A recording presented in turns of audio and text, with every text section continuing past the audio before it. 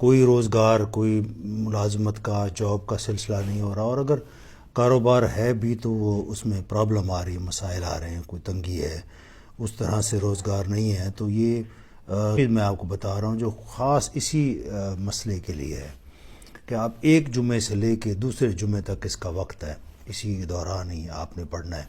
فجر کے وقت پڑھنا ہے، اور اللہ کا جو اسم ہے اسی کو آپ نے کرنا ہے. یا عزیز ہو، یا اللہ ہو، یا باسط ہو، یا اللہ ہو.